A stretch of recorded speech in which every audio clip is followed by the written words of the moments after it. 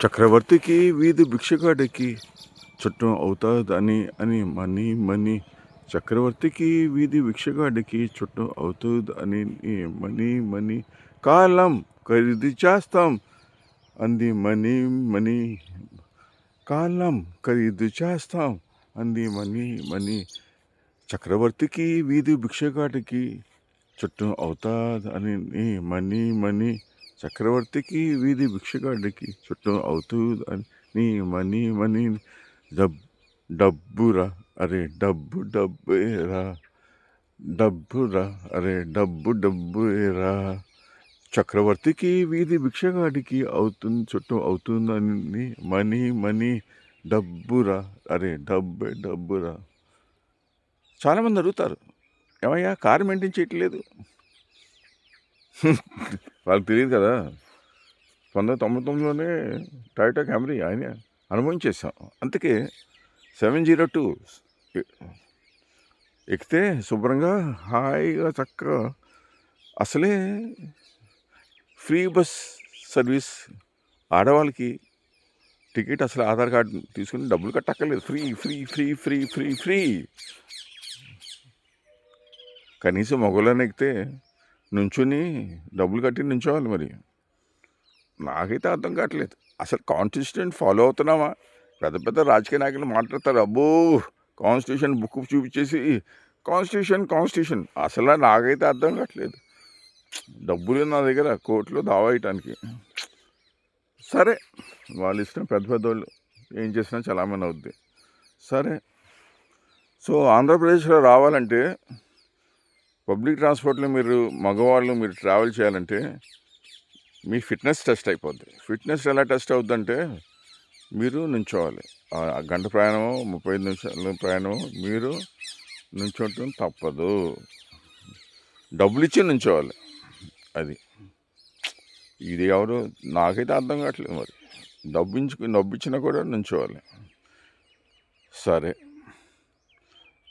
డబ్బు అనేది ఎక్కువైనా కూడా ప్రమాదమే. చెడు ఉల్లాసానికి అలా అలవాటు పడిపోతే ఉల్లాసానికి అలవాటు పడిపోతే ఒకసారి ఆలోచించండి, ఏమవుద్దాం మరి. సో డబ్బు అనేది మన చెప్పు సైజు అంత ఉంటే అటు పెద్దదైనా కూడా మనం నడవలేము.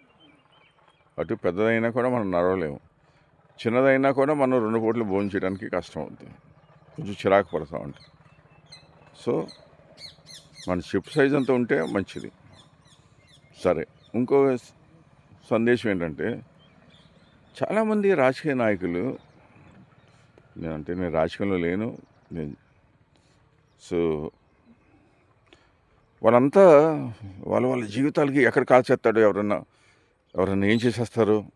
అది అంత భయం అయితే రాజకీయాలు ఎందుకు? ఎలా రక్షించుకుంటారు మీరు? శుభ్రంగా హాయిగా ఆర్టీసీ బస్సులు ఎక్కారనుకోండి, చక్కగా 6 tyres, if I'm not wrong, 6 tyres, చక్కగా హాయిగా ₹1,00,00,000 బస్సులో వెళ్ళిపోయి చక్కగా కొలైడ్ ఏమన్నా దుర్ఘటన జరిగినా కూడా చక్కగా సేఫ్. అది చక్కగా మాటలు చెప్పుకుంటా, పిల్లలు అసలు ఏం చదువుతున్నారో, వాళ్ళకి ఏమి మార్కులు వస్తున్నాయో చక్కగా బాబాయ్ అడగండి బాబాయ్ అని ఆ అభిమానం, ఆ ప్రీతి చాలా చాలా అమెరికాలో కూడా దొరకదు. అసలు అమెరికాలో ఎవరు పట్టించుకోలేదు. అందుకే మేము వచ్చేసాం. 1990లో వెళ్ళి 2003లో వచ్చేసాం. అది సో జీవితంలో డబ్బు ఎక్కువ ఉన్నా కూడా ఆరోగ్యం సరే లేకపోతే మనం ఆనందించలేం. డబ్బు ఉన్నా కూడా ఆరోగ్యం సరే లేకపోతే ఆనందించలేం. నాకు తెలుసు చాలామందికి పాపం షుగర్ పేషెంట్లు అయిపోయి అసలు 2 పూటలు భోజనం చేయడానికి కూడా కష్టంగా ఉంది వాళ్ళకి. 2 పూటలు భోజనం చేయడం కూడా చేయలేరు వాళ్ళు. రాగి ముద్ద తినాల్సి వస్తుంది, రాగి జావ. సో మీరే నిర్ణయించుకోండి, డబ్బు ముఖ్యమా, డబ్బే మోర్ ఇంపార్టెంటా, లేకపోతే ఆరోగ్యం ఇంపార్టెంటా more? Please decide yourself and let me no.